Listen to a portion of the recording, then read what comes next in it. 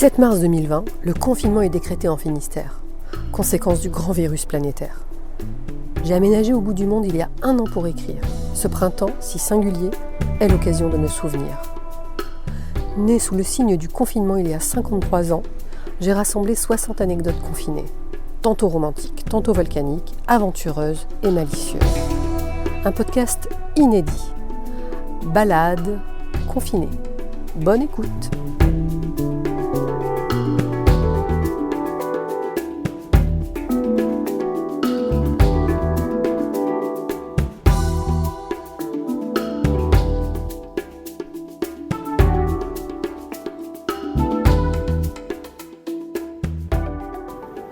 Épisode 10.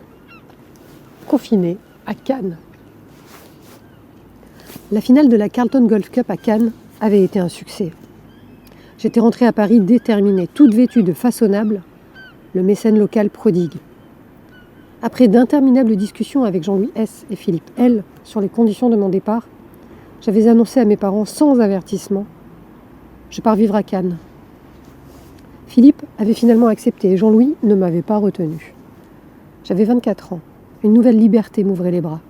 Je m'affranchissais du cocon familial de Jean-Louis et de Paris. J'avais empaqueté quelques vêtements. Rangé ma chaîne hi-fi et mes disques de Bob Dylan, David Bowie, Patti Smith, ceux d'Elsa aussi. Et j'avais pris la route sans me retourner. Direction la French Riviera. Ça avait de la gueule, je trouvais. À côté de moi, sur le siège passager, j'avais installé mon panda géant, une énorme peluche que mon parrain m'avait offerte quand j'étais môme. J'étais encore une enfant et déjà une jeune femme. C'était étrange ce sentiment, de ne pas savoir choisir entre les deux. Ma mère m'a dit des années plus tard que mon père s'était assis sur le rebord de la baignoire, après avoir aperçu ma voiture pour la dernière fois au loin, et avait pleuré longtemps après mon départ. Au bureau, j'avais bouclé mes dossiers. Entre Jean-Louis et moi, l'ambiance était distante, mais personne n'en soupçonnait rien. On n'en laissait rien paraître. Avec Nathalie, Guillaume, Coralie, Agnès et tous les autres, c'était inchangé. Je crois que j'étais la première à prendre mon élan comme on quitte un nid. On n'était plus des oisillons, on avait mûri très vite, en accéléré. Après moi, Coralie allait rejoindre les States. Guillaume s'installerait à Prague, et puis ce serait au tour de Nathalie, et encore après celui d'Agnès. C'était vraiment une famille, et chacun des enfants s'émancipait. En 2019, j'y suis retournée à Cannes, après presque 30 ans. L'un de mes scénarios y avait été accepté, j'étais venue le défendre auprès de producteurs. Je dois avouer que ça m'a rempli de fierté et de joie. Ça m'a émue et fragilisée aussi. Je revoyais tout à coup cette friponne que j'avais été sur la Croisette. Je revoyais mon studio à Mougins, mon premier appartement seul, rien qu'à moi. La résidence où je m'étais confinée en colimaçon avec piscine, tennis, salle de sport, épicerie. Au numéro 17, un nombre qui ne cesserait de me poursuivre toute ma vie, en particulier quand je deviendrai écrivain, sensible aux synchronicités et autres symboles. Je revoyais le chemin que j'empruntais pour aller travailler rue d'Antibes à Cannes, qui surplombait la mer marine scintillante. Chaque matin, je m'arrêtais à mi-chemin et j'observais quelques instants le panorama, depuis les hauteurs de l'arrière-pays. Bien plus tard, je ferai le rapprochement. L'endroit où je faisais halte était contigu à cette maison où l'on retrouverait cette inscription qui a tant défié la chronique. Omar m'a tué. Ça m'a longtemps hanté et peut-être est-ce le point de départ de mon écriture sociétale et de mon appétence pour les faits divers et la presse locale. En réalité, je sais que ce n'est pas cela. Le point de départ, mais le double infanticide dont j'ai été une victime collatérale bien plus jeune, à l'âge de 15 ans, et qui fera l'objet d'un épisode du podcast « Balade confinée ». Je m'y étais enivrée à Cannes, et j'avais failli m'y perdre. Comme Icare, j'avais brûlé la vie par les deux bouts. Tout s'était enchaîné tellement vite. Un matin, je m'étais réveillée et je m'étais dit « Elsa, si tu continues, si tu restes là, ça va mal finir ». Ce matin-là, j'étais arrivée au bureau et j'avais dit à Philippe, mon boss, devenu mon ami, « Philippe, je démissionne. Je ne peux pas rester. Je suis submergée. Tout est trop superficiel. Tout est trop facile. Tout est trop excessif. Tout est trop et je ne sais pas gérer tout ça, tout ce trop. J'avais démissionné. Comme ça, dans la journée. J'étais partie comme j'étais arrivée, du jour au lendemain. J'étais partie avant le désenchantement que je voyais poindre, menaçant. Y revenir l'an dernier, après toutes ces années, c'était quelque chose. J'avais appelé Philippe, qui avait vieilli, comme moi, et qui lui aussi avait tout plaqué de cette vie fugace, fuyante et infidèle. Il était désormais aumônier à l'hôpital. Quelle prodigieuse reconversion. Lui, qui avait brassé des millions, vivait de peu désormais, comme moi, à présent. C'était si déconcertant de se retrouver à égalité aujourd'hui comme nous l'avions été 30 ans plus tôt. Nos chemins si parallèles. Pourtant, je m'étais immédiatement adaptée à la ville azuréenne. Philippe avait déniché un studio charmant dans cette résidence, dans ce petit village de Mougins. Au loin, depuis mon balcon, j'apercevais la Méditerranée outre-mer, ou vert olive, et au-dessus, un maquis d'où le chant des cigales ne s'interrompait jamais. Le soir, je dînais dans les restaurants seuls, au Suquet. Il y avait une sacrée ambiance. J'allais boire des verres dans les bars et les clubs à la mode qui n'existent plus aujourd'hui. Et je terminais en boîte de nuit. Je me suis fait un tas d'amis très très vite. Je n'étais pas farouche du tout. C'était comme si je mordais dans une pomme bien juteuse, toute fraîche, gorgée de soleil et de vitamines. Entre cette vie nocturne désinhibée et les rencontres facilitées par les tournois de golf que j'organisais, mon carnet d'adresses se remplissait rapidement. Relations passagères ou véritables amis.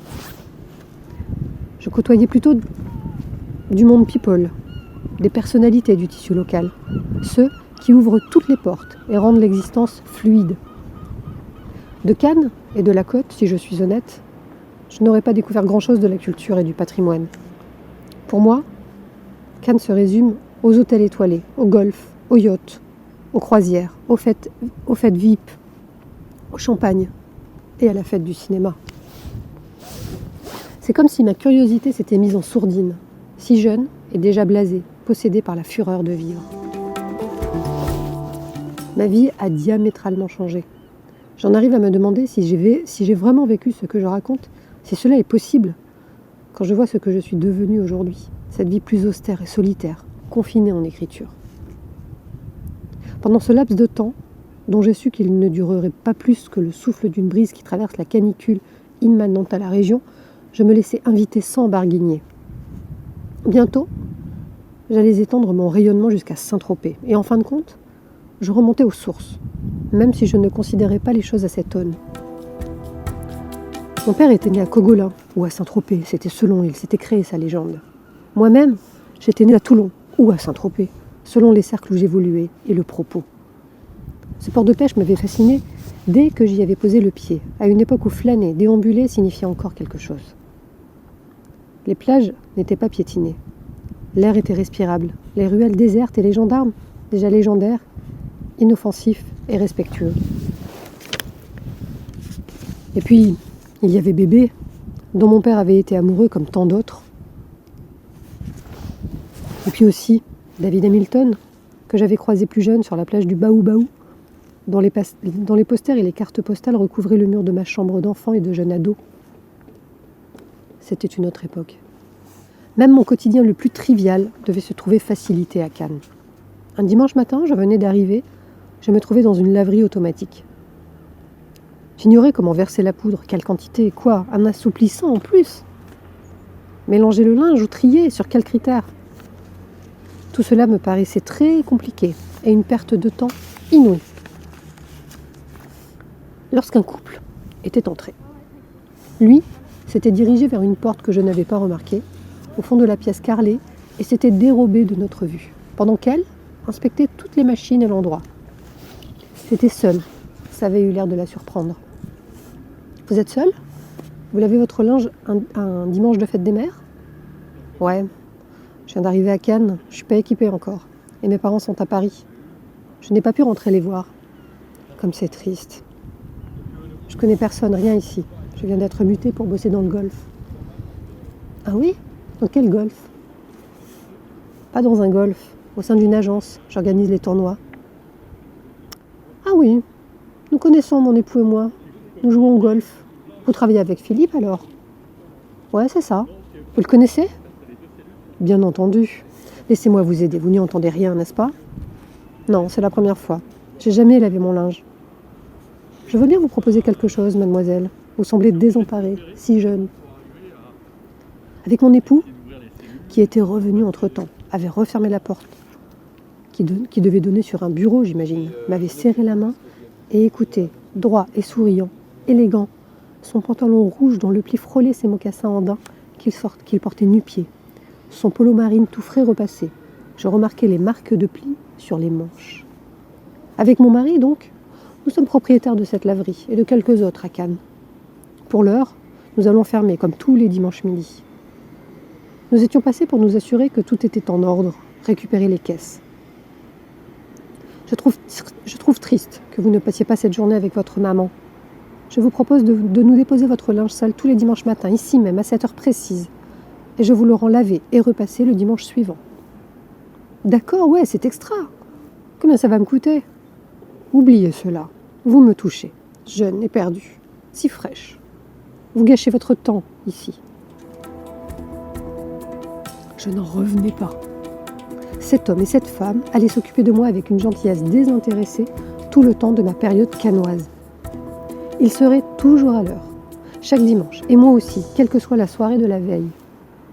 Mon linge serait frais, amidonné, et je bénéficierais bientôt de leurs conseils avisés pour parfaire mon allure. Je m'étais empressée d'appeler ma mère pour lui raconter. Si cette femme avait su que ma mère avait un cancer, que j'avais quitté ma mère alors qu'elle était soignée pour un cancer, en chimiothérapie et en radiothérapie, cette femme m'aurait probablement rapatriée sine die à Paris. Être soignée pour un cancer, c'est comme être opérée sans anesthésie, c'est barbare. Elle se battrait, maman, et elle le vaincrait, son cancer, malgré son protocole sévère. Et mes parents viendraient bientôt profiter d'un ou deux séjours azuréens que j'allais leur offrir à l'hôtel de Mougins et au Carlton Intercontinental. C'était une sacrée belle époque, lumineuse. On volait, libre, dans le ciel.